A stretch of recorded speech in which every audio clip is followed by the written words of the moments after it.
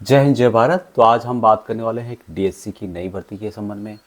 विस्तार से जानने के लिए वीडियो को अंत तक देखना। चैनल को सब्सक्राइब नहीं किया है तो कर सकते हैं, आपको इस तरह के अपडेट बहुत से में कंटिन्यू मिलते रहेंगे। तो यहाँ पे आप देख रहे होंगे डीएससी की भर्ती से संबंधित नोटिफिकेशन है, screening for re enrolment into DSC for the RTG year 2025-26। यहाँ पर बताया गया है कि री इनरोलमेंट इन डीएससी सिपाही जीडी, सिपाही क्लर्क, और ये है ESM of Bihar regiment in scheduled with effect from 3 नवंबर 2025 से 1 दिसंबर 2025 तक बीआरसी में है, बिहार रेजिमेंटल सेंटर में। मेडिकल एग्जामिनेशन जो होगा 3 नवंबर 2025 से लेकर 8 नवंबर 2025 को होगा। फिजिकल एफिशिएंसी टेस्ट पीपीटी 29 नवंबर 2025 को होगा। बैटल फिजिकल एफिशिएंसी टेस्ट 1 दिसंबर 2025 को होगा। एंट्री टाइमिंग कैंडिडेट का पीपीटी एंड बीपीटी के लिए सुबह 5 बजे से लेके 5:30 तक आपको इन होने का टाइम है, उसके बाद यहाँ पर नहीं लिया जाएगा। ओल्ड पीटी ग्राउंड बीआरसी में no candidate will be permitted to enter after 5:30। 5:30 के बाद जो भी आएंगे उनको नहीं लिया जाएगा। तीसरा है कि candidate are requested to carry forward following document for the rally. Discharge book in original. दूसरा है कि 10 पासपोर्ट साइज के फोटोग्राफ्स, ये यहाँ पर ज़रूरी है। बाकी भी आप अपने जो डॉक्यूमेंट है उनको आप ज़रूर लाएं।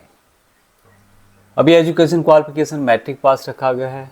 जो मैट्रिक पास नहीं है, नॉन मैट्रिक है, उनके लिए एसी थर्ड। एज लिमिट यहाँ पर सिपाही जीडी के लिए 46 साल है, सिपाही क्लर्क एसडी के लिए 48 ईयर है। Clerk will be enrolled into DSC against vacancy of clerk, यानी कि जो क्लरिकल से रिलेटेड हैं वहाँ क्लर्क में ही वैकेंसीज उनकी रहेगी और क्लर्क में ही भर्ती हो सकते हैं, जीडी में नहीं हो सकते। यदि यहाँ पर क्लर्क की संख्या माना ज़्यादा है और वैकेंसी कम है तो उनको सिर्फ और सिर्फ क्लरिकल में ही लिया जाएगा, जीडी में नहीं लिया जाएगा। करेक्टर एग्जाम्पल दिया वेरी गुड से कम नहीं होना चाहिए। डिसिप्लिन जो कि आप यहाँ पे पढ़ सकते हैं, जिसमें बताया गया है कि more than 2 red ink entry during former service नहीं होनी चाहिए। नो पनिशमेंट या awarded under Army Act section 34, 35, 36 on active service 37 and 41 ये यहाँ पर नहीं होनी चाहिए। ऑन एक्टिव सर्विस के दौरान no red ink entry last 3 year के अंदर कोई भी एंट्री नहीं होनी चाहिए और पनिशमेंट नहीं होना चाहिए आपको। जो यहाँ पर entry even extra guard duty नहीं होनी चाहिए अंडर आर्मी एक्ट सेक्शन 48 और equivalent for intoxication in last 5 years of former service, यानी जो लिक्विड वगैरह से रिलेटेड ये है तो इसमें आपका कोई भी इस तरह का केस नहीं होना चाहिए। मेडिकल कैटेगरी जो होता है उसकी जानकारी भी यहाँ पर दी गई है।